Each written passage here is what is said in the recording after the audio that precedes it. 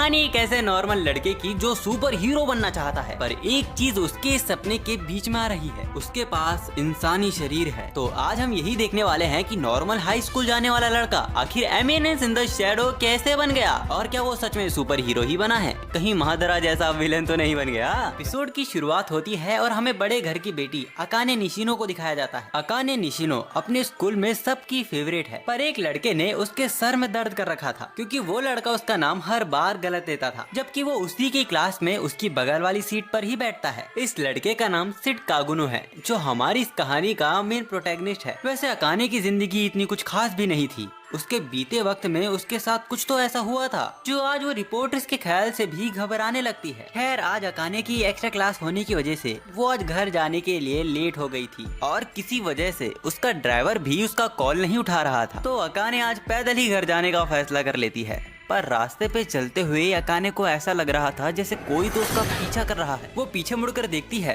तो पीछे कोई भी नहीं था। तभी अचानक से ही अकाने के सामने एक डरावना आदमी प्रकट हो जाता है। वो वहाँ से भागने की कोशिश करती है, पर वो दो थे, इसीलिए अकाने उनसे बच नहीं पाती। अकाने को वो क्लोरोफॉर्म सुंघा देते हैं। बेहोश होने से ठीक पहले अकाने अपने सामने कागुनो को देखती है। असल में अकाने के पापा बहुत बड़े बिजनेसमैन हैं, तो इसी वजह से इंडस्ट्री में उनके कई दुश्मन भी हैं। तो हो सकता है कि उनमें से ही किसी ने इन किडनैपर्स को अकाने की सुपारी दी हो। अब उनमें से एक किडनैपर अकाने के साथ मिसबिहेव करने को जा रहा था, और ये अकाने के साथ पहली बार नहीं हो रहा है। इससे पहले भी अकाने एक बार किडनैप हो चुकी थी, लेकिन उस वक्त पुलिस ने उसे समय पर बचा लिया था। तभी हम देखते हैं कि उस यार्ड की छत से कोई तो बंदा शीशा तोड़ के नीचे आता है। वो अपना नाम स्टाइलिश ठग स्लेयर बता रहा था। उनमें से एक को तो ठग स्लेयर आते ही पीट देता है। ये देख दूसरा किडनैपर एक्साइटेड हो जाता है, क्योंकि इससे पहले वो किडनैपर आर्मी में सोल्जर हुआ करता था, और वहाँ से निकाले जाने के बाद जिंदगी में कुछ एक्साइटिंग करने के लिए बंदे ने चोरी चकारी और किडनैपिंग करना शुरू कर दिया।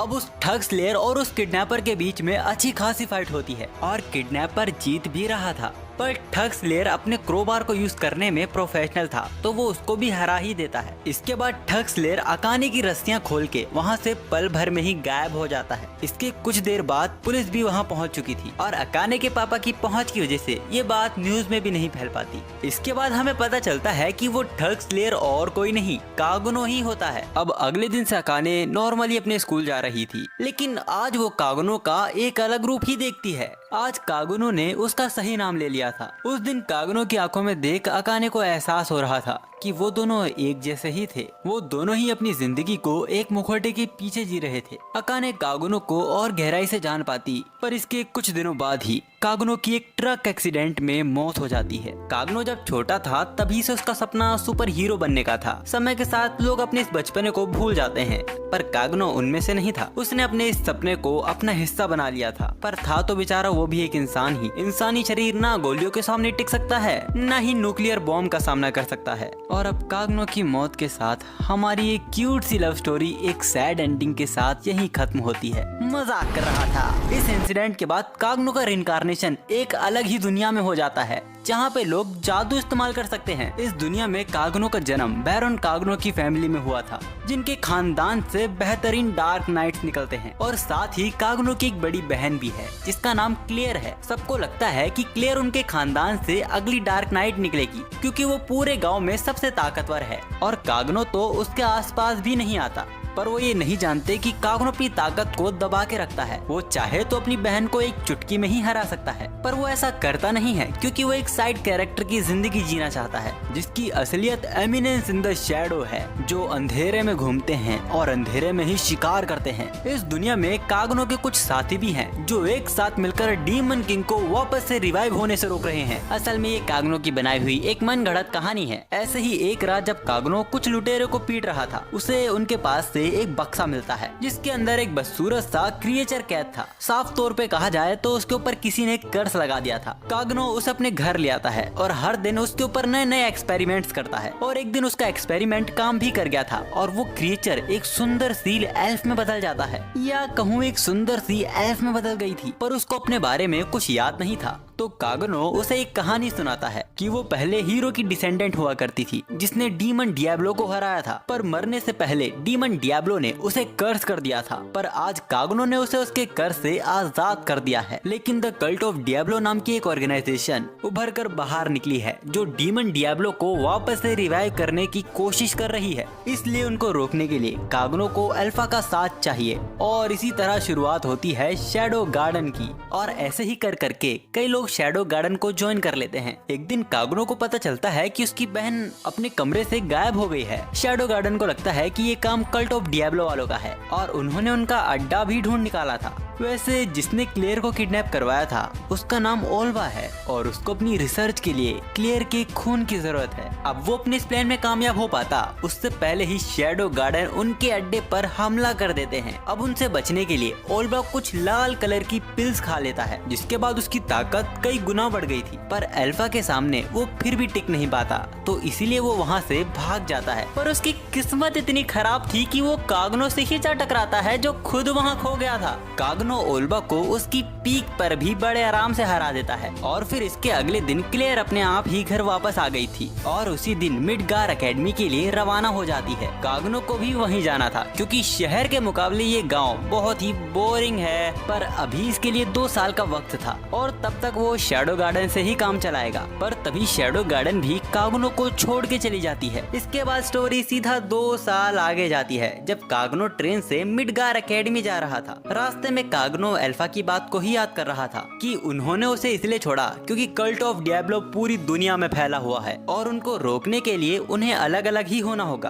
पर काग्नो का मानना है कि शायद उन्हें पता चल गया होगा कि कल्ट ऑफ डियाब्लो तो कभी एग्जिस्ट ही नहीं करता था। इसके बाद हमें बताया जाता है कि काग्नो अपनी पिछली जिंदगी में कैसे मरा था। वो एक पत्थर पे अपना सर पीटते हुए गॉड से मैजिक मांग रहा था और इसी पागलपन में वो इधर उधर भागने लगता है और ट्रक के सामने आ जाता है। वैसे जिस मिडगार एकेडमी की हम बात कर रहे थे वो मिडगार किंगडम में स्थित है और बहुत ही जानी मानी एकेडमी है। यहाँ पे दूर दूर से लोग डार्क नाइट बनने आते हैं। इधर आए हुए काग्नो को 7 महीने हो चुके थे। अब हम देखते हैं कि काग्नो के दोस्त काग्नो को किसी चीज के लिए फोर्स कर रहे हैं क्योंकि वो उनसे एक चैलेंज हार चुका था। अब पेनल्टी के बदले में काग्नो को एकेडमी की सबसे पॉपुलर लड़की को प्रपोज करना है और उसके रिजेक्शन को फेस करना होगा। मिडगार एकेडमी की सबसे पॉपुलर लड़की प्रिंसेस एलेक्सिया थी जिसने 100 से भी ज्यादा लड़कों को रिजेक्ट किया हुआ है, पर वो काग्नो को हाँ कर देती है। वो कहती है कि वो इतने लंबे वक्त से उसका ही तो इंतजार कर रही थी, जो देख एकेडमी में कोई भी खुश नहीं था। तभी एलेक्सिया काग्नो को जबरदस्ती रॉयल बुशिंग फेंसिंग की क्लास में ले आती है। ये तलवारबाजी की ही तरह था। यहाँ काग्नो को पता चलता है कि एलेक्सिया की शादी जीनोन से होने वाली है और इस शादी से बचने के लिए ही वो बस काग्नो का इस्तेमाल कर रही है। काग्नो इन दोनों के पछड़े के बीच में पड़ना नहीं चाहता था, पर एलेक्सिया का पैसा देख वो बिक जाता है। एक दिन काग्नो एलेक्सिया से पूछता है कि वो जीनोन से शादी क्यों नहीं करना चाहती, जबकि वो हैंडसम होने के साथ साथ पैसे वाला भी है। एलेक्सिया कहती है कि यही उसकी परेशानी है, वो हर एक चीज में परफेक्ट है क्योंकि ऐसा हो ही नहीं सकता कि किसी के अंदर कोई कमी ही मौजूद ना हो। अब इसके कुछ दिनों बाद काग्नो और एलेक्सिया की किसी चीज पर बहस हो जाती है और वो दोनों अलग हो जाते हैं। जब काग्नो अगले दिन एकेडमी जाता है तो उसको पता चलता है कि एलेक्सिया तो किडनैप हो चुकी है और सबको शक काग्नो के ऊपर है। पर असल में एलेक्सिया को एक पागल साइंटिस्ट ने किडनैप किया था। उसे लंबे वक्त से रॉयल ब्लड की तलाश थी जो कि एलेक्सिया के अंदर मौजूद है, क्योंकि रॉयल ब्लड डीमन ब्लड की तरह ही होता है और डीमन को वापस रिवाइव करने के लिए इसकी जरूरत होती है। जी हाँ दोस्तों, अब तक तो आप समझ ही गए होंगे काग्नो की बनाई हुई वो कहानी असल में सच है, बस काग्नो ही है जो इससे अनजान है। उस पागल साइंटिस्ट ने एलेक्सिया का बहुत सारा खून निकाल लिया था जिस कारण वो अधमरी सी हो गई थी। इधर एकेडमी में भी काग्नो पे बहुत टॉर्चर किया जा रहा था जिसका उसके ऊपर कुछ खास फर्क पड़ नहीं रहा था। फिर भी वो नौटंकी कर रहा था ताकि उसके ऊपर किसी का ध्यान न जाए। एलेक्सिया की बहन ने भी उसे ढूंढना शुरू कर दिया था। यहाँ मैं आपको बता दूं कि एलेक्सिया की बहन इरिस पूरे किंगडम की सबसे पावरफुल डार्क नाइट है और वो भी एक रॉयल ब्लड है। अब लंबे टॉर्चर के बाद काग्नो को छोड़ दिया जाता है क्योंकि उसके खिलाफ उनके पास कोई भी सबूत नहीं थे। तभी एक लड़की जिसने अपना चेहरा ढका हुआ था वो काग्नो के करीब से जाती है और जो लोग कब से काग्नो की जासूसी कर रहे थे उन्हें ठिकाने लगा देती है। कुछ देर बाद हमें पता चलता है कि वो लड़की और कोई नहीं अल्फा ही होती है। उन्हें यहाँ की सिचुएशन के बारे में पता चल गया था। वो काग्नो को एलेक्सिया की रॉयल ब्लड के बारे में बताती है और ये भी बताती है कि एलेक्सिया अभी भी जिंदा है। अब शैडो गार्डन वापस से एकजुट होता है और काग्नो कहता है कि तैयार हो जाओ, आज ये पूरी दुनिया हमें जानने वाली है। जिसके बाद पूरे किंगडम में चारों तरफ धमाके होने लगते हैं। इस बात का पता उस साइंटिस्ट को भी चल गया था। अब वो इससे बचने के लिए एलेक्सिया के खून को अधिक मात्रा में अपने क्रिएचर में इंजेक्ट कर देता है, जिस कारण उसका कद और ताकत कई गुना बढ़ गई थी और वो सबसे पहले साइंटिस्ट को ही मार देता है। पर उसने एलेक्सिया के जंजीरों को तोड़ दिया था, जिस कारण वो वहाँ से भागने में कामयाब हो जाती है। पर रास्ते में उसे ज़ीनोन मिल जाता है, जो कि बताता है कि ये उसी की तो लेबोरेटरी है और उसी ने ही एलेक्सिया को किडनैप करवाया था ताकि वो लोग उसके खून पर रिसर्च कर सके। अब ज़ीनोन एलेक्सिया पर हमला करता है, तभी काग्नो भी वहाँ आ गया था। वैसे मैं आपको बता दूं कि काग्नो की पोशाक की वजह से उसका चेहरा नहीं दिखता और दूसरों के लिए वो बस शैडो है। ज़ीनोन को लगता था कि वो काग्नो को भी बड़े आराम से हरा देगा, पर उसका ये भ्रम बहुत जल्दी टूट गया था। यहाँ से बाहर हम देखते हैं कि उस मॉन्स्टर ने पूरे किंगडम में तबाही मचा रखी है और क्योंकि उसके पास हीलिंग एबिलिटी भी है तो इरिस भी उसे रोक नहीं पा रही थी। तभी उन दोनों की लड़ाई के बीच अल्फा आ जाती है। उसने अपने एक ही हमले में उस मॉन्स्टर को वेपराइज कर दिया था, जो देख इरिस भी हैरान थी। अल्फा को उस मॉन्स्टर के पास से एक पेंडेंट मिलता है और ऐसा ही पेंडेंट काग्नो को ओल्बा के पास से मिला था, जिसके अंदर ओल्बा के साथ उसकी बेटी की तस्वीर थी। यानी कि जिस मॉन्स्टर से अब तक ये लोग लड़ रहे थे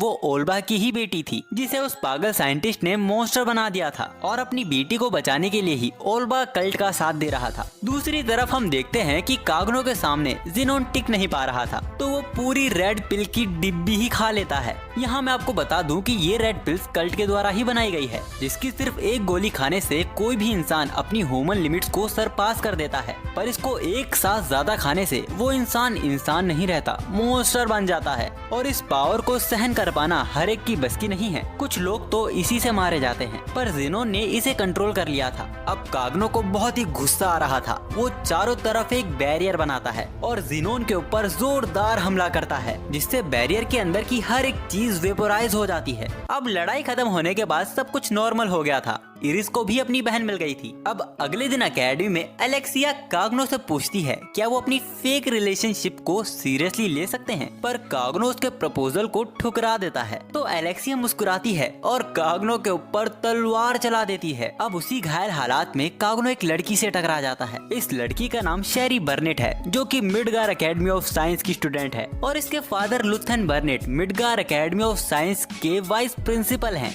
और हाँ, शेरी बर्नेट लुथन की असल बेटी नहीं है, असल में लुथन ने उसे अडॉप्ट किया हुआ है। वैसे आइरिस को ज़ीनोन के ठिकाने से एक आर्टिफैक्ट मिला था और अब वो चाहती है कि शेरी इसका पता लगाए कि ये क्या है। दूसरी तरफ मिडगार किंगडम में हम कुछ लोगों को देखते हैं जो फेक शैडो गार्डन बनकर लोगों को बेवजह मार रहे हैं। और काग्नो भी अपने दोस्तों के साथ अकेडमी से बाहर आया हुआ था, क्योंकि उसे खबर मिली थी कि कुछ लोग शहर में चॉकलेट बेच रहे हैं और काग्नो को शक है कहीं उसकी तरह कोई और भी इस दुनिया में कहीं रीइंकार्नेट तो नहीं हुआ है। तभी एक लड़की काग्नो को अपने साथ अपनी शॉप में ले जाती है। काग्नो अपने आसपास ध्यान देता है और उसे एहसास होता है कि ये जगह तो एकदम मॉडर्न जापान जैसी दिख रही है। वो लड़की काग्नो को गामा के सामने ले आती है। गामा भी शैडो गार्डन की ही एक मेंबर है। काग्नो को याद आता है कि उसी ने ही तो बहुत पहले गामा को मॉडर्न जापान के बारे में एक कहानी की तरह बताया था और आज उसकी इन्फॉर्मेशन से गामा ने 1 बिलियन ज़ेनी का प्रॉफिट कर लिया है। गामा काग्नो को फेक शैडो गार्डन के बारे में बताती है। काग्नो को अंदाजा हो गया था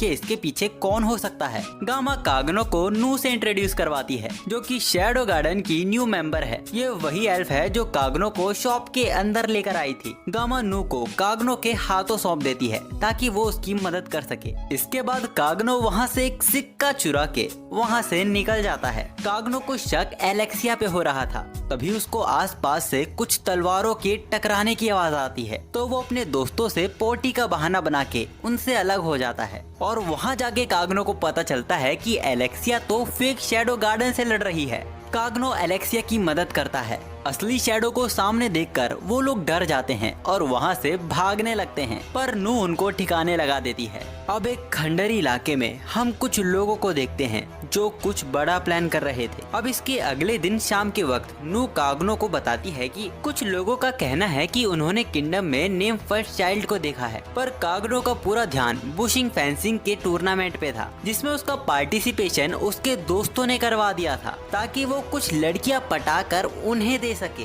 पर काग्नो को इसमें अपॉर्चुनिटी दिखती है जहां पर वो अपने साइड कैरेक्टर की स्किल्स को आजमा सकता है। उसका सबसे पहला मैच रोज ओरियाना के साथ था। रोज ओरियाना किंगडम की राजकुमारी है और साथ ही पूरे किंगडम की सबसे ताकतवर तलवारबाजों में से एक। काग्नो से लड़ते वक्त अपने मुंह के अंदर नकली खून की थैली फोड़ लेता है ताकि वो ऑडियंस के बीच परफेक्ट बैकग्राउंड कैरेक्टर बन सके जो मरते दम तक हार नहीं मानते। ये देख रोज की आंखों में काग्नो के लिए इज्जत बढ़ गई थी, पर काग्नो को पूरा मौका नहीं मिल पाया कि वो अपनी और भी ट्रिक्स आजमा सके। तभी उसके पास शेरी आती है और अपने हाथों से बनाई हुई कुकीज काग्नो को देती है, क्योंकि काग्नो ने भी उसे चॉकलेट दी थी पर उसको वो याद नहीं है। अब शेरी काग्नो से पूछती है कि क्या वो उसका दोस्त बनेगा। काग्नो को इसमें कोई परेशानी नहीं दिखती, इसीलिए वो उसकी बात को मान लेता है। पर तभी उसकी नजर शेरी के फादर लुथन पर जाती है, जो कि एक रिसर्चर भी हैं। अब शेरी उनकी बेटी है तो वो भी रिसर्चर ही होगी, मतलब कि शेरी के आसपास रहना काग्नो की सच्चाई को सामने ला सकता है।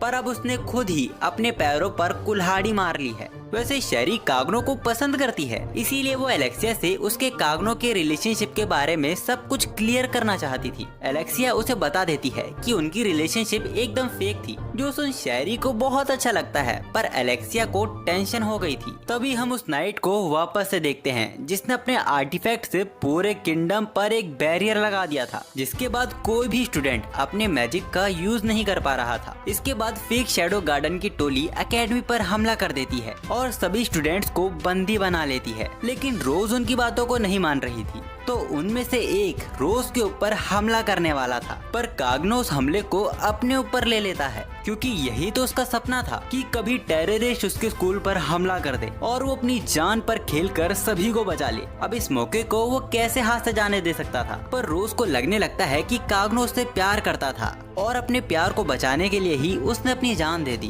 अब फेक शैडो गार्डन सभी स्टूडेंट्स को ऑडिटोरियम के बीच बंदी बना लेते हैं। वहीं एकेडमी में शेरी अभी भी एरिस के दिए हुए उस आर्टिफैक्ट पे ही जांच कर रही थी। तभी उसके रूम में रेक्स आ जाता है। ये वही नेम्ड कैरेक्टर है जिसके बारे में नू बात कर रही थी। वो यहाँ शेरी से उस आर्टिफैक्ट को लेने आया था, पर एरिस के सिपाही रेक्स को रोक लेते हैं और शेरी भी मौका देखकर उस आर्टिफैक्ट के साथ वहाँ से भाग गई थी। अब क्लासरूम में हम काग्नो को देखते हैं जो अभी जिंदा है। उसने अपने मैजिक को धागे की तरह यूज किया था ताकि वो हमले के बाद भी अपने दिल को पंप कर सके। वैसे काग्नो को बहुत ही मजा आ रहा था, पर ये देख उसे गुस्सा आ जाता है कि ये लोग शैडो गार्डन की ड्रेस को दिन में पहन रहे हैं। तभी काग्नो की नजर शेरी पर जाती है जो उन लोगों से छुप के भाग रही थी, पर काग्नो देखता है कि फेक शैडो गार्डन की टोली में से एक शेरी की तरफ ही बढ़ रहा था। काग्नो अपने हाथों से एक बो बनाता है और उसे ठिकाने लगा देता है। अब शेरी फिसल के सीढ़ियों से गिरने वाली थी, पर काग्नो उसे गिरने से बचा लेता है। काग्नो के जख्म को देख शेरी को उसकी चिंता हो रही थी। अब वो दोनों एक साथ शेरी के फादर के ऑफिस में जाते हैं, जहाँ पर वो मौजूद नहीं थे, पर उनको वहाँ एक आर्टिफैक्ट के डॉक्यूमेंट्स मिलते हैं जिसमें उनको आई ऑफ एवरांस के बारे में पता चलता है। और ये वही आर्टिफैक्ट है जो वो नाइट यूज कर रहा है। ये आर्टिफैक्ट किसी भी मैजिकल एनर्जी को अपने अंदर स्टोर कर सकता है, और अगर इसे शेरी के आर्टिफैक्ट से मिला दिया जाए तो इसकी लिमिट और भी बढ़ जाती है। लेकिन जब ये आर्टिफैक्ट अपनी लिमिट पर पहुंचेगा तो उस वक्त बहुत ताकतवर धमाका होगा जिससे पूरी एकेडमी भी उड़ सकती है। पर इसी आर्टिफैक्ट से ये ऐसा होने से भी रोक सकते हैं। उनका प्लान था कि वो इस फूल जैसे आर्टिफैक्ट को आई ऑफ एवरांस के कांटेक्ट में लाएंगे, पर इसके लिए शेरी को कुछ इक्विपमेंट की जरूरत थी जो कि उसके रूम में थे। अब काग्नो उन्हें लेने चला जाता है और रास्ते में वो रेक्स और उसकी टोली को भी ठिकाने लगा देता है। अब जब वो रूम में जाता है तो वो देखता है कि वहाँ नू पहले से ही मौजूद है। नू उसको बता देती है कि असली शैडो गार्डन एकेडमी के चारों तरफ फैल चुकी है और अब वो बस काग्नो के ऑर्डर का इंतजार कर रहे हैं। इसके बाद काग्नो वापस शेरी के पास चला जाता है। फिर शेरी लुथन के ऑफिस में एक सीक्रेट दरवाजे को खोलती है, पर अंदर जाने में शेरी को घबराहट हो रही थी क्योंकि ये वही जगह है जहाँ पर उसकी माँ को एक आदमी ने बहुत बेरहमी से मारा था। अब काग्नो शेरी से कहता है कि इससे आगे वो उसकी मदद नहीं कर पाएगा, अब उसको ही सबको बचाना होगा। ऑडिटोरियम में हम देखते हैं कि फेक शैडो गार्डन की टोली में से कुछ लोग स्टूडेंट्स के ऊपर गोली चला रहे थे और तभी शेरी उस फूल जैसा आर्टिफैक्ट को उस आई ऑफ एवरांस के ऊपर फेंक देती है जो उस नाइट के हाथ में था, जिसके बाद वो बैरियर एकेडमी के ऊपर से हट जाता है और सभी का मैजिक वापस आ जाता है। अब सारे स्टूडेंट्स मिलकर फेक शैडो गार्डन की टोली के ऊपर हमला कर देते हैं, पर वो नंबर में बहुत ही ज्यादा थे। लेकिन तभी वहाँ असली शैडो गार्डन की एंट्री हो जाती है और वो सब संभाल लेते हैं। काग्नो देखता है कि वो नाइट कहीं भाग रहा है और उसने पूरी एकेडमी में आग भी लगा दी थी। शेरी को अभी तक उसके पापा नहीं मिले थे। हम देखते हैं कि वो नाइट लुथन बर्नेट के ऑफिस में कुछ डॉक्यूमेंट्स को जला रहा था। काग्नो भी वहीं बैठा हुआ था। वो उस नाइट से पूछता है कि आप ये क्यों कर रहे हैं। लुथन बर्नेट यानी कि वो नाइट असल में शेरी के पापा ही होते हैं। लुथन बर्नेट काग्नो को अपनी कहानी सुनाता है कि वो इस पूरी दुनिया में तलवारबाजी के एकदम टॉप पर पहुंच गया था, पर वहां पहुंचते ही वो एक बीमारी से ग्रस्त हो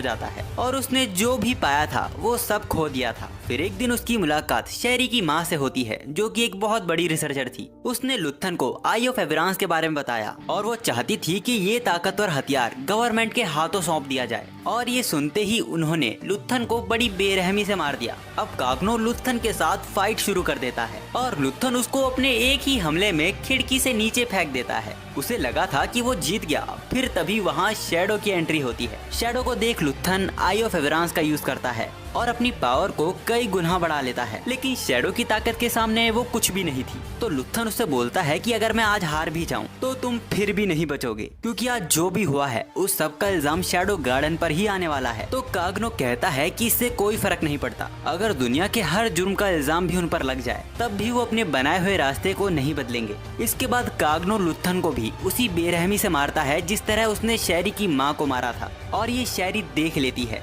अब इसके अगले दिन हमें पता चलता है कि जैसा लुथन ने कहा था, सबका इल्जाम शैडो गार्डन पर ही आ जाता है और जो कल के हमले में एकेडमी का नुकसान हुआ था उसकी वजह से स्टूडेंट्स को लंबे वक्त की छुट्टी मिल जाती है। इसके बाद शेरी काग्नो के पास आती है और वो काग्नो को बताती है कि वो अपनी आगे की पढ़ाई को लुगस में करेगी, क्योंकि अब यहाँ उसका कुछ भी नहीं बचा है। इसके बाद हम देखते हैं कि रोज काग्नो के प्यार में पड़ चुकी है और उससे शादी करना चाहती है। अभी वो दोनों एक साथ सेक्रेट लैंड जा रहे हैं। सेक्रेट लैंड में काग्नो की नजर कुछ किताबों पर जाती है जो उसको थोड़ी जानी पहचानी सी लग रही थी। काग्नो को शक हो रहा था कहीं उसकी तरह कोई और भी इस दुनिया में रिइंकार्नेट तो नहीं हुआ है। तो चलिए शुरू करते हैं। तो पिछले पार्ट में हमने देखा था कि काग्नो को सेक्रेट लैंड में कुछ किताबें मिलती हैं जिन्हें वो अपनी पिछली दुनिया में पढ़ा करता था। उसे शक होता है कि शायद कोई और भी उसकी तरह रिइंकार्नेट हुआ है, पर कुछ देर बाद उसे पता चलता है कि वो और कोई नहीं बीटा थी। बहुत पहले काग्नो ने जो उसे कहानियां सुनाई थी आज उसको ही उसने किताबों में छाप दिया है। वैसे काग्नो यहाँ बेवजह नहीं एक बहुत बड़े मिशन पर आया है, डीमन डियाब्लो के मिशन पे। इसके बाद हमें गॉडेस स्टाइल इवेंट के बारे में बताया जाता है जो सेक्रेट लैंड में ही हो रहा है, जहाँ दुनिया के कोने कोने से बड़े बड़े महारथी हिस्सा लेने आते हैं। इस सेरेमनी में ताकतवर वॉरियर्स एंशिएंट वॉरियर को समन करते हैं। एंशिएंट वॉरियर से मेरा मतलब है पुराने जमाने के ताकतवर लोग। अब जब ये इवेंट शुरू होता है तो काग्नो को पता चलता है कि उसका भी इसमें किसी ने नाम दे दिया है।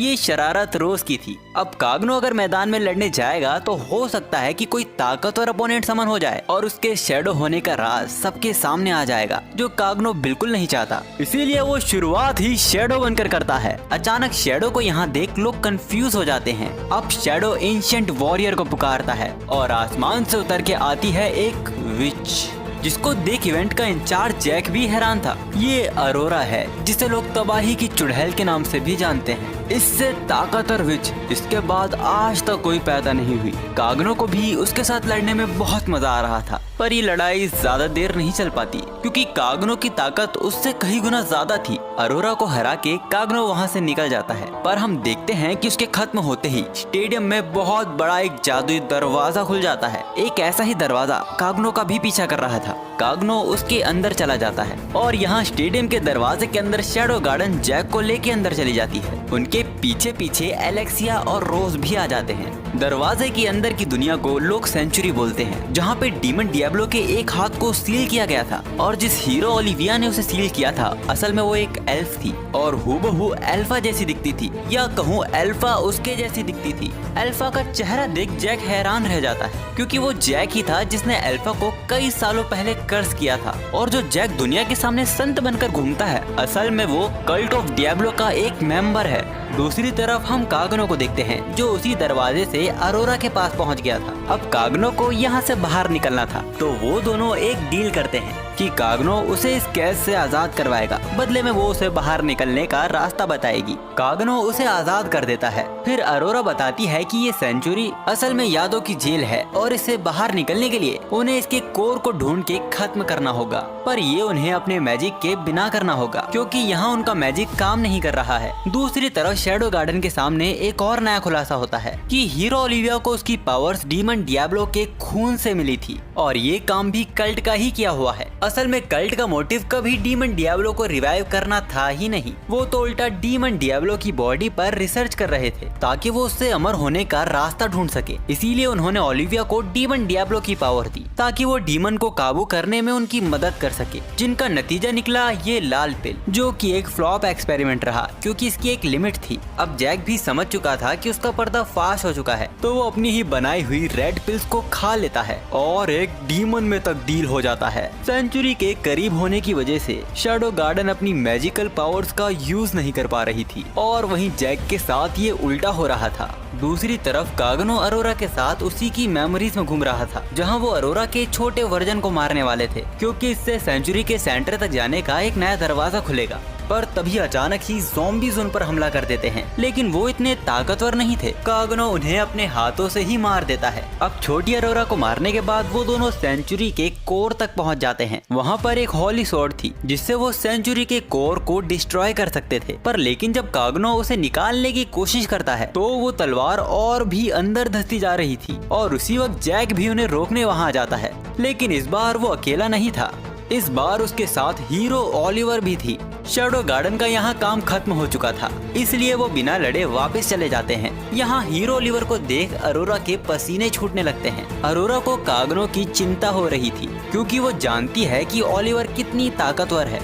ये देखकर तो जैक भी हैरान हो गया था कि एक विच इंसान को बचा रही है। जैक बोलता है कि वो अगर उसकी रिसर्च में कोऑपरेट करेगी तो वो कागनो को जिंदा छोड़ देगा। अरोरा उसकी शर्त मान लेती है, पर तभी कागनो आगे बढ़कर अरोरा से पूछता है कि उसे क्यों लगता है कि वो इनसे हार जाएगा। तभी हीरो ओलिवर कागनो के ऊपर तेजी से हमला कर देती है। कागनो मुस्कुराता है और हीरो ओलिवर के हाथों पर काट लेता है, जिससे वो वेपराइज हो गई थी क्योंकि असल में वो हीरो ओलिविया की बनाई हुई एक कॉपी थी। अब जैक वहाँ कई सारी हीरो ओलिवर को बुला लेता है जो एक साथ कागनो के ऊपर हमला कर देती है। तो अब कागनो भी अपनी राइट आई को खोल देता है जो उसने शुरुआत से बंद करके रखी थी क्योंकि वो पूरे वक्त इसमें मैजिकल एनर्जी इकट्ठा कर रहा था। अब कागनो सारी मैजिकल एनर्जी को एक साथ रिलीज करता है जिससे सेंचुरी के कोर के साथ साथ पूरी सेंचुरी ही खत्म हो जाती है। इसका असर असल दुनिया में भी पड़ रहा था। इस धमाके के बाद अचानक ही डीमन डियाब्लो का हाथ कागनो के सामने प्रकट हो जाता है। तभी उसकी आंखें खुल जाती हैं और वो अपने आप को अरोरा की बाहों में पाता है।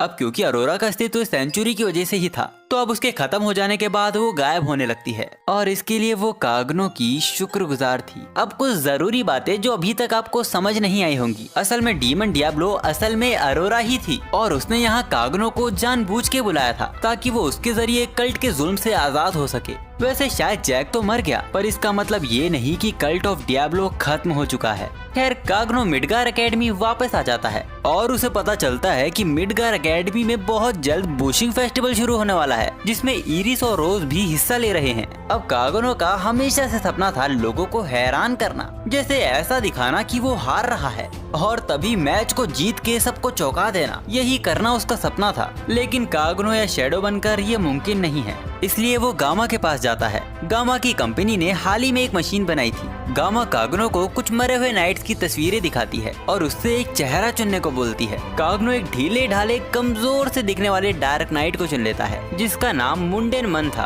अब वो मशीन कागनो को वही चेहरे का मुखौटा दे देती है जो उसने चुना था। अब उस चेहरे में बाहर निकलते ही कागनो की मुलाकात एनारोस नाम की एक डार्क नाइट से हो जाता है। एनारोस को यकीन नहीं हो रहा था कि इसके जैसा कमजोर ढीला ढाला बुशिंग फेस्टिवल में हिस्सा लेने वाला है। एनारोस उसकी हालत को देख उसे पीछे हटने को कहती है, पर कागनो उसे उल्टा सुना देता है। ये बात एक वॉरियर को अच्छी नहीं लगती कि कागनो एक सुंदर सी लड़की के साथ बहस कर रहा है। इस वॉरियर का नाम क्विंटन है जो कागनो को बहुत बुरी तरीके से मारता है। कागनो भी उसकी पिटाई को सह रहा था ताकि वो सबको कमजोर ही लगे। हम देखते हैं कि न्यूज़पेपर में खबर छपी है कि ओरियाना किंगडम की राजकुमारी रोज अपने फियोंसे को मार के फरार हो चुकी है। वो अंडरग्राउंड सीवर के रास्ते से भाग रही थी और ये कदम उठाने के ठीक एक दिन पहले रोज कागनो से मिली थी। उसने उसको बताया था कि उसके फादर ने उसकी शादी फिक्स कर दी है, जिसके लिए उसे ओरियाना किंगडम वापस जाना होगा। आयरिस इस केस की इन्वेस्टिगेशन करने ओरियाना किंगडम आई हुई थी। आयरिस को यहाँ कुछ गड़बड़ लग रही थी। इधर बुशिंग फेस्टिवल शुरू हो चुका था। कागनो का मुकाबला अनबीटेबल गोल्डू से था, जो आज तक एक भी मैच नहीं हारा है, क्योंकि वो मैच वो कभी लड़ता ही नहीं है जिसमें उसकी हार हो सकती है। कागनो उसके रिकॉर्ड को एक छींक में तोड़ देता है और हर मैच में सबको ऐसे हैरान करते हुए आगे बढ़ता है। अब कागनो की अगली बैटल उसी लड़की एना रोज से था। वो लड़की भी अब तक समझ चुकी थी कि मुंडेनमन कोई मामूली इंसान नहीं है। अब स्टेडियम से बाहर जाते हुए कागनो की मुलाकात हूबहू अल्फा जैसी दिखने वाली एक एल्फ से हो जाती है। वो यहाँ अपनी भतीजी को ढूंढ रही थी, यानी अल्फा को ही ढूंढ रही थी। अब इसके कुछ देर बाद कागनो को अपने दोस्त से रोज के बारे में पता चलता है। वो उसे ढूंढने निकल जाते हैं। रास्ते में कागनो को एक बिल्डिंग से मूनलाइट सोनाटा की धुन आती है। ये वही पियानो की टून है जिसे कागनो अपनी पिछली दुनिया में बजाता था, पर यहाँ पे इसका बजना तो इम्पॉसिबल है, यानी जरूर कोई कागनो की तरह रिइंकार्नेट हुआ है। लेकिन इस बार भी कागनो गलत साबित हो जाता है, क्योंकि ये रिंगटोन एप्सिलोन बजा रही थी, जो कि शैडो गार्डन का हिस्सा है, और ये टोन भी कागनो ने ही उसे सिखाई थी। एप्सिलोन से कागनो को रोज का पता चल जाता है। अब हमें पता चलता है कि आखिर उस दिन हुआ क्या था। जब रोज ओरियाना किंगडम पहुंची थी, तब उसे पता चलता है कि उसका फियोंसे कल्ट के साथ मिला हुआ है। उसने रोज के पापा को किसी दवाई से अपने कंट्रोल में कर लिया था, और इसी गुस्से में वो पर्व पे हमला कर देती है और वहाँ से भाग जाती है। तब से ही पर्व ने उसके पीछे सिपाहियों को लगा रखा है, और ये कर्ज भी पर्व का ही दिया हुआ है। वो बस कागनो के साथ अपनी सारी जिंदगी बिताना चाहती थी। तभी कहीं मूनलाइट सोनाटा बजने लगता है। उस धुन को शैडो बजा रहा था, और ये पियानो कागनो ने एप्सिलोन के यहाँ से चुराया है। कागनो सब कुछ पहले से ही जानता था। वो रोज को अपनी पावर का थोड़ा सा हिस्सा देता है, जिससे उसकी स्ट्रेंथ पहले के मुकाबले कई गुना ज्यादा बढ़ गई थी, और साथ ही वो कर्ज भी उसके शरीर से गायब हो जाता है। अब जब कल्ट के सिपाही रोज को पकड़ने आते हैं, तो रोज बस अपने एक ही हमले में सबको खत्म कर देती है। अब हम बुशिंग फेस्टिवल में देखते हैं कि कागनो को यहाँ पर VIP सीट मिली है। ये टिकट उसकी बहन क्लेयर ने उसे दी है, क्योंकि इस बार आयरस की जगह क्लेयर मिडगार एकेडमी को रिप्रेजेंट कर रही है। कागनो की सीट ठीक आयरस के बगल में थी। उसे लगता है कि शायद वो गलत सीट पर आ गया है, लेकिन आयरिस उसे पहचान लेती है, और जो जिनोन वाले हादसे के वक्त उसे टॉर्चर किया गया था, वो उसके लिए उससे माफी मांगती है। वहाँ के सभी लोग हैरान रह जाते हैं कि प्रिंसेस आयरिस किसी से माफी मांग रही है। इसके बाद वो सभी लोग द लेजेंडरी स्वॉर्ड मास्टर, उस ताकतवर एल्फ के बारे में बात करने लगते हैं, जिससे कागनो कुछ वक्त पहले ही टकराया था। उस एल्फ का नाम बीट्रिक्स है, जो कि पहले बुशिंग फेस्टिवल की चैंपियन रह चुकी है। अब कागनो यहाँ से किसी बहाने से निकलने लगता है, क्योंकि एनारोस के साथ अगला मैच उसी का है। कागनो मैच की शुरुआत ही एक ताकतवर हमले से करता है। वो इतना ताकतवर हमला था कि अगर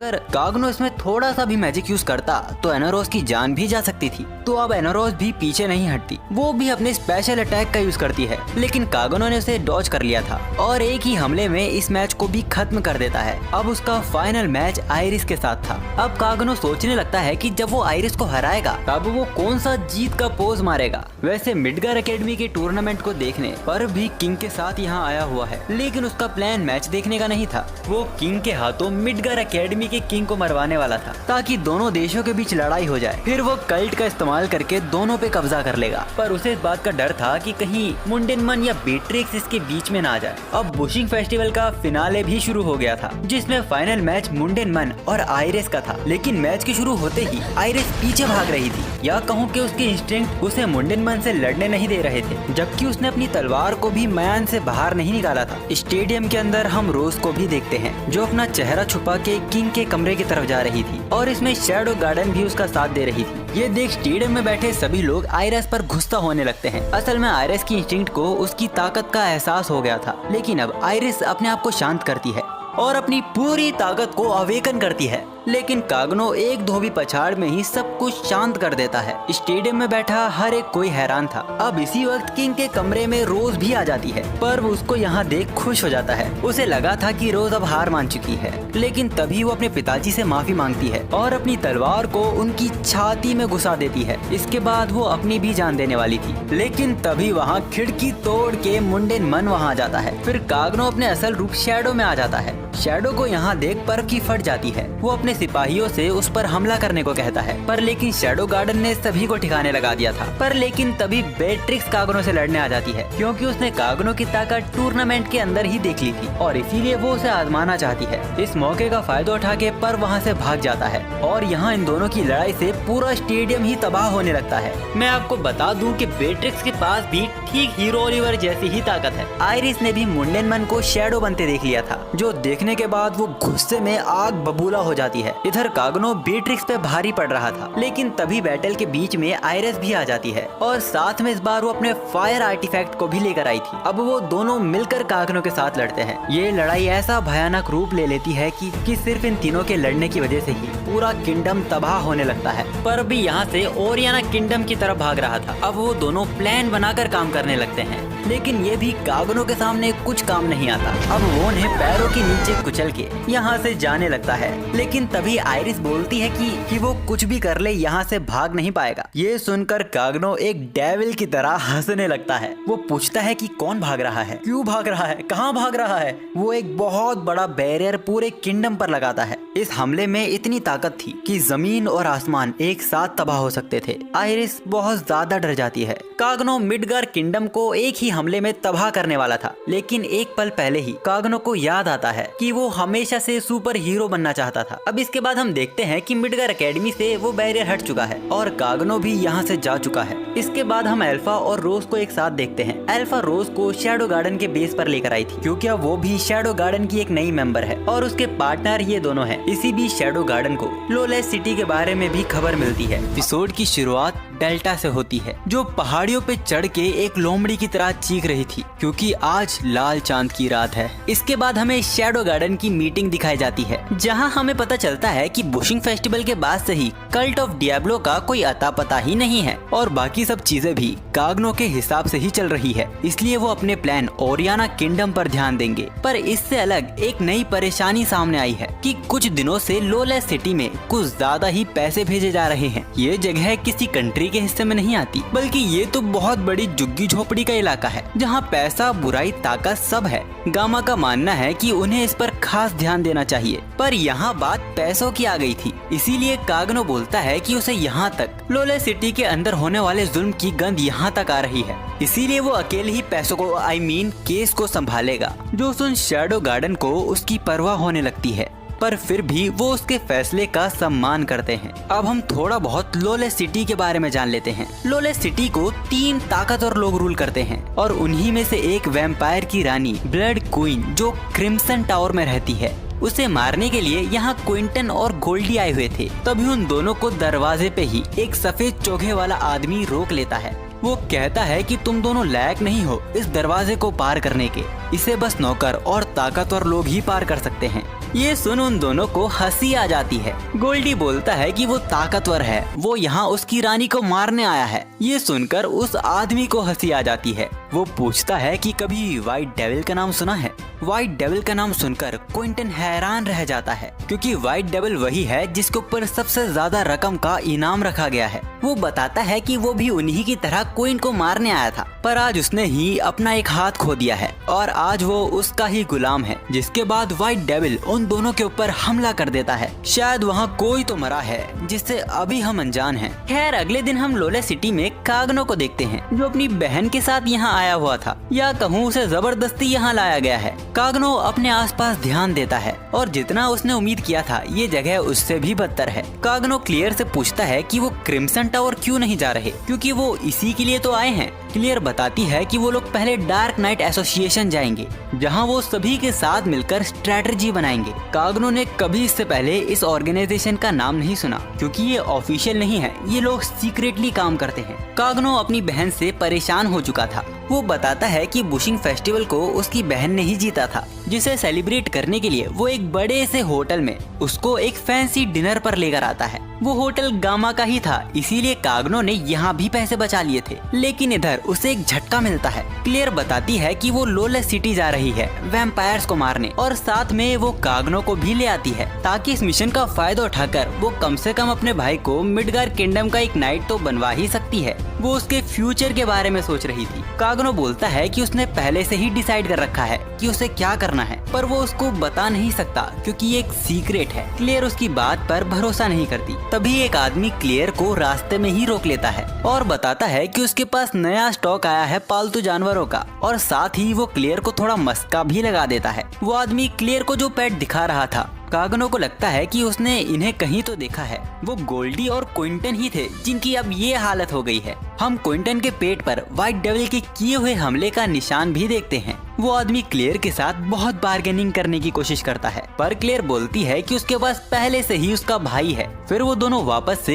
एसोसिएशन की तरफ बढ़ने लगते हैं। क्लेयर अभी तक कागनो को घिसड़ते हुए ही लेके जा रही थी, क्योंकि जब भी वो उसका हाथ छोड़ती है वो हर बार गायब हो जाता है। कागनो वादा करता है कि वो इस बार ऐसा नहीं करेगा, लेकिन फिर हम देखते हैं कि कागनो क्लेयर को चकमा देकर उससे दूर आ गया है। तभी एक आदमी कागनो से टकरा जाता है। उसने कागनो का बटुआ मार लिया था, पर कागनो की तेज नजर थी तो वो देख लेता है और उल्टा उसका ही बटुआ मार लेता है, और इसी तरह वो हर एक का बटुआ मार लेता है जिसने उसके बटुए को चुराने की कोशिश की थी। अब लॉलेस सिटी में घूमते घूमते कागनो की नजर एक अंधेरी सी गली में जाती है, जहाँ वो देखता है कि कुछ लोग एक गूल को मार रहे हैं। गूल तब बनते हैं जब वैम्पायर्स इंसानों का खून चूसकर उन्हें छोड़ देते हैं, या तो गूल किसी इंसान को काट ले तो वो भी गूल बन जाता है। ये लोग गूल को पंचिंग बैग की तरह इसीलिए मार रहे थे क्योंकि उसकी वजह से वो कोई बैट हार गए थे। तभी आसमान का चांद लाल पड़ जाता है। कागनो एक मैजिकल एनर्जी महसूस करता है। कागनो नोटिस करता है कि चांद के लाल होते ही अलग ही नई ताकत आ गई है। वो उन तीनों लड़कों में एक को मार के दूसरे को काट लेता है, जिसके बाद वो भी एक गूल बन जाता है। कागनो ने इसके बारे में सुना तो था,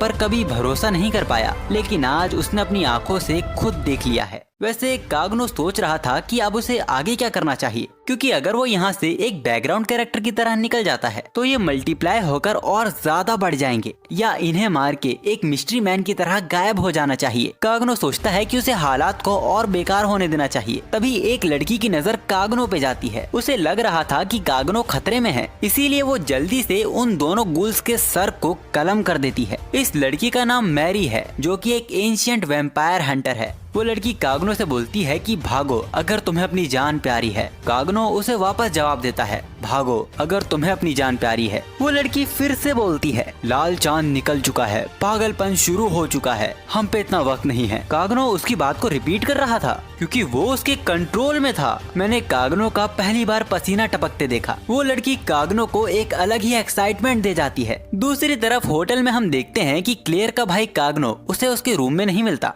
तभी एक गूल उसके बगल वाले रूम से निकलता है। क्लेयर इतने गुस्से में थी कि वो एक लात में ही उसके सर को फोड़ देती है। अब एमिनेंस इन द शैडो की दुनिया के जीबी रोड पे हम देखते हैं कि कागनो के दोस्त भी यहाँ आए हैं, ताकि अब तो कम से कम वो अपनी वर्जिनिटी से छुटकारा पा सके। तभी हम देखते हैं कि पूरे शहर में गूल्स ने हमला कर दिया है। अब एक वैश्या ये खिड़की से देख रही थी। तभी उसके रूम में भी एक गूल आ जाता है। वो उस पे हमला करने ही वाला था कि तभी शैडो वहाँ आ जाता है। वो लड़की उससे पूछती है कि वो कौन है। कागनो बताता है कि वो शैडो है, और वो कहता है कि लाल चांद निकल चुका है, पागलपन शुरू हो चुका है, हम पे वक्त नहीं है, और ये कहकर वो वहाँ से निकल जाता है। तभी एक औरत आवाज सुनकर उस लड़की का हाल पूछने आती है। वो लड़की बोलती है कि शैडो ने उसे बचा लिया। जो सुन वो औरत घबरा जाती है और बताती है कि शैडो बहुत ही खतरनाक शैतान है, पर वो लड़की उस पर भरोसा नहीं करती और अपना सामान समेटकर यहाँ से निकलने की तैयारी कर लेती है। लॉलेस सिटी की सेकंड रूलर उसे अपने सहायकों से पता चलता है कि पूरे शहर में गूल्स ने हमला कर दिया है। ये स्पिरिट फॉक्स है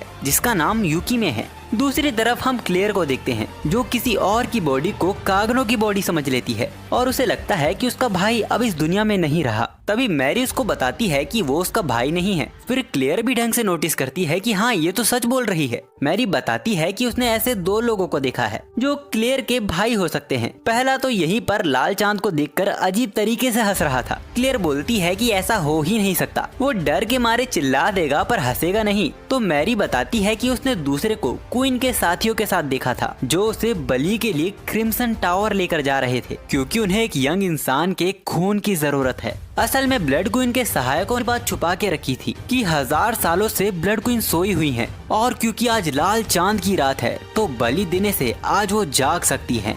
अब मैरी को भी ब्लड क्वीन को मारना था और क्लेयर को भी अपने भाई को बचाना था, तो इसलिए वो इस मिशन में एक साथ हो जाते हैं। कागनो के दोस्त और गोल्डी क्विंटन के पीछे गूल्स पड़ गए थे। भागते भागते स्केल नीचे गिर जाता है तो पोप उसे पीछे छोड़ के आगे बढ़ने लगता है। शहर को बचाने वाले नाइट्स भी यहाँ से भाग चुके थे और जो रुक गए थे उन पर गूल्स हमला कर देते हैं, लेकिन कागनो ने उन्हें बचा लिया था। अब हम क्रिम्सन टावर पे एक वैम्पायर को देखते हैं जिसका नाम क्रिम्सन है। उसका सहायक बताता है कि कुछ लोग रस्म में रुकावट डालने की कोशिश कर रहे हैं। क्रिम्सन समझ गया था कि ये जगरनट और ओकी में है। जगरनट इस सिटी का तीसरा रूलर है, लेकिन उसका सहायक बताता है कि एक और है, वो शैडो की बात कर रहा था। हम देखते हैं कि जगरनट और ओकी में एक दूसरे से ही लड़ रहे हैं। कागनो ये सब ऊपर से देख रहा था। वो देखता है कि हर कोई अब कुछ और ही कर रहा है, पर कागनो का मोटिव एकदम स्ट्रेट फॉरवर्ड है, एमिनेंस इन द शैडो बनना। कागनो उन दोनों रूलर्स के बीच में जा खड़ा होता है। एपिसोड की शुरुआत ही व्हाइट घोस्ट के पास से होती है।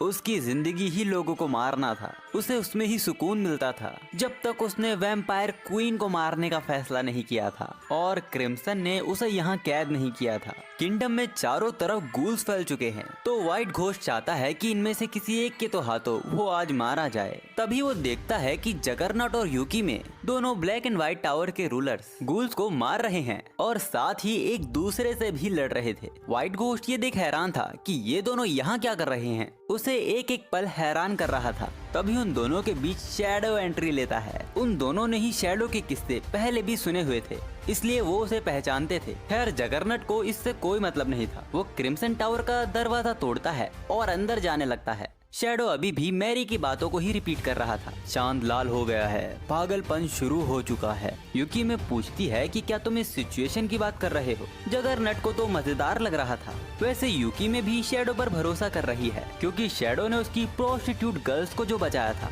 वो तीनों टावर के अंदर चले जाते हैं। व्हाइट शैडो भी उन्हें रोकने की कोशिश नहीं कर पा रहा था, पर उसको कागनो के अंदर से कोई मैजिकल एनर्जी महसूस नहीं हो रही थी। उसे लगता है कि कागनो उससे कमजोर है और यही सोचकर वो उस पर हमला कर देता है, लेकिन शैडो की गर्दन भी नहीं मुड़ती और व्हाइट शैडो के टुकड़े टुकड़े हो जाते हैं। अब क्रिम्सन टावर की लाइब्रेरी में हम बीटा को देखते हैं, जो गूल्स के पीछे का राज जानने यहाँ आई थी। उसे जानना था कि क्या ये कोई टेक्नोलॉजी है या फिर किसी डीमन की ताकत का इसके पीछे हाथ है। तभी लाइब्रेरी में मैरी और क्लेयर भी गिर पड़कर यहाँ आ जाती हैं। वो एक गुप्त दरवाजे से यहाँ आई थी। बीटा पीछे कोई विटनेस छोड़ना तो चाहती नहीं थी, पर वो चाहकर भी क्लेयर को मार नहीं सकती, क्योंकि वो कागनो यानी शैडो की बहन जो है। क्लेयर और मैरी भी लड़ाई अवॉइड करना चाहते थे, क्योंकि बीटा यहाँ अकेली नहीं आई थी और उन पे इतना समय भी नहीं है। हम यहाँ पे रोज को भी देखते हैं। अब बीटा अपने आप को इंट्रोड्यूस करती है। क्लेयर पहचान लेती है कि ये वही शैडो गार्डन है जिन्होंने उसके स्कूल में आग लगाई थी। खैर बीटा यहाँ पर रिसर्च और प्रोजिनेटर वैम्पायर्स का ब्लड सैंपल लेने आई है, क्योंकि उसको शक है कि वैम्पायर्स और गूल्स एक ही तरह के हैं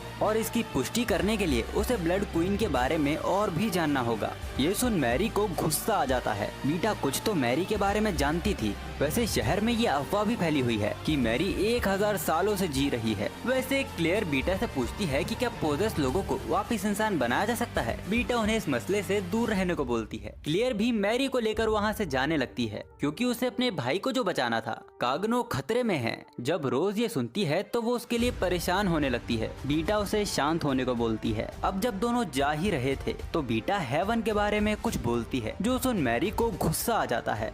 अब उन दोनों के जाने के बाद रोज बीटा से माफी मांगती है। वैसे शैडो गार्डन में रोज को 666 के नाम से जाना जाता है और अभी वो बीटा की पहचान से अनजान है। अब मैरी और क्लेयर वैम्पायर्स को मारते हुए आगे बढ़ रहे थे। वैम्पायर्स की कमजोरी उनका दिल होता है। जब तक उनके दिल पे वार ना किया जाए उन्हें मारा नहीं जा सकता। अब आगे बढ़ते हुए क्लेयर मैरी के बारे में जानने की कोशिश करती है, क्योंकि उसे लगता है कि क्लेयर कुछ तो छुपा रही है। मैरी उसे ये स्टूपिड क्वेश्चन करने के लिए मना करती है, क्योंकि सभी के कुछ अपने सीक्रेट्स होते हैं। अब रास्ते में वो जगरनट से टकरा जाते हैं। वो दोनों जगरनट से लड़ना नहीं चाहते थे क्योंकि वो बहुत ही ताकतवर है, पर जगरनट ने उन्हें देख लिया था। वो सीधा एक घूसा क्लेयर के मुंह पे देता है। उस हमले ने एक मंजिल की जमीन तोड़ दी थी। वो मैरी को भी अपनी तलवार से घायल कर देता है, पर क्लेयर ने अभी हार नहीं मानी थी। वो जगरनट के पंजों में अपनी तलवार घुसा देती है। जगरनट को उस पे हंसी आ रही थी। वो क्लेयर पे भी अपनी तलवार से हमला करता है, पर क्लेयर उस हमले को डॉज कर लेती है और मैरी के पास पहुंच जाती है। क्लेयर देखती है कि मैरी का बहुत ही खून बहता जा रहा है। वो उसके ऊपर हीलिंग मैजिक यूज करने की कोशिश करती है, पर मैरी उसे रोक लेती है और क्लेयर को किस कर लेती है। असल में वो उसका खून चूस रही थी। अब खून चूसने के बाद क्लेयर के अंदर अलग ही एक नई ताकत आ जाती है, पर जगरनट के खिलाफ ये काफी नहीं थी। जगरनट तेजी से उनके पीछे आ जाता है। वो क्लेयर को मारने ही वाला था कि तभी यहाँ पर कागनो एंट्री लेता है। वो उसे एक लात में ही टावर के नीचे फेंक देता है और उन दोनों को चेतावनी देकर वहाँ से गायब हो जाता है। अब क्लेयर भी समझ चुकी थी कि मैरी और कोई नहीं, एक वैम्पायर है। अब मैरी भी क्लेयर को सारी सच्चाई बता देती है। ये बात 1000 साल पहले की थी, जब वैम्पायर्स का गोल्डन टाइम चल रहा था। पर समय के साथ इंसानों को भी वैम्पायर्स की कमजोरी पता चल गई। इंसानों ने वैम्पायर्स को धूप में जलाना शुरू कर दिया और धीरे धीरे वैम्पायर्स की संख्या खत्म होने लगी। पर ब्लड क्वीन हमेशा से ही इंसानों के साथ रहना चाहती थी और इसके लिए उसने इंसानों का खून पीना भी बंद कर दिया। अब उसके नक्शे कदम पर सभी वैम्पायर्स इंसानों का शिकार करना बंद कर देते हैं, लेकिन उन्होंने अपनी ताकत खो दी थी, पर बदले में उन्होंने सन को कॉन्करर कर लिया। अब इंसानों की तरह वो भी एक आम जिंदगी जीने लगे, पर ऐसा क्वीन के साथ नहीं हो पा रहा था। जितना वो खून से दूर रहने की कोशिश करती, उसे उतनी ही तलब होने लगती। इसलिए सूरज की रोशनी में जाने से उसकी स्किन जलने लगती थी, पर वो फिर भी चाहती थी कि इंसान और वैम्पायर्स एक साथ रहें और उसको वो हेवन बोलते थे। फिर एक दिन लाल चांद की रात आई, जो 1000 सालों में एक बार आती थी। वो रात वैम्पायर्स को असीम ताकतें देता था। उस दिन क्वीन अपने आप को रोक नहीं पा रही थी, तो क्रिम्सन उन्हें एक खून की बूंद दे देता है, जिससे वो खून की तलब में 3 दिन तक लगातार 3 किंगडम के लोगों को मारती रही। पर मैरी उन सब में जिंदा बच गई थी और अब फ्यूचर में ऐसा फिर कभी ना हो, इसलिए क्वीन अपने आप को सैक्रिफाइस कर देती है। लेकिन अगर वो एक आम वैम्पायर होती तो शायद वो खत्म हो चुकी होती, लेकिन वो ब्लड क्वीन थी और वैम्पायर्स की रानी थी, इसलिए उनकी बस सांसें थमी थी, पर उन्हें वापस से जिंदा किया जा सकता था। अब क्वीन के मरने के बाद क्रिम्सन और बाकी वैम्पायर्स वहां जाते हैं और मैरी से उनकी बॉडी को छीन लेते हैं। उन्होंने मैरी को ये सोचकर जिंदा छोड़ दिया था कि वो अगली रेड मून की नाइट को उन्हें ज्वाइन करेगी। क्रिम्सन वापस वही दोहराना चाहता है जो 1000 साल पहले हुई थी। अब स्टोरी वापस प्रेजेंट में आती है और क्लेयर बोलती है कि वो उससे अलग नहीं है। उसे बचपन से ही ऐसा महसूस होने लगा कि जैसे कि वो पोजेस है और उसे लगता है कि वो बहुत जल्द मॉन्स्टर बनने वाली है, पर ये होने से पहले वो अपने भाई को कामयाब होता देखना चाहती है। खैर, अब वो दोनों फैसला करते हैं कि वो दोनों मिलकर क्रिम्सन की बैंड बजा देंगे और मैरी के क्वीन को वापस उससे छीन लाएंगे। दूसरी तरफ हम कागनो को देखते हैं, जिसको वैम्पायर्स का खजाना मिल गया था। अब इतना पैसा मिलने के बाद वो सोचता है कि अब उसे अपने अंदाज को थोड़ा बहुत चेंज कर लेना चाहिए, क्योंकि वो पुराना हो चुका है। अब अगले सीन में हम क्रिम्सन को देखते हैं, जो ब्लड क्वीन का दिल निकालकर एक इंसान की बॉडी में डाल रहा था। तभी पीछे से कागनो उसके ऊपर एटॉमिक हमला करता है, जिससे वहाँ बहुत तगड़ा धमाका हो गया था। क्रिम्सन की गर्दन उड़ चुकी थी,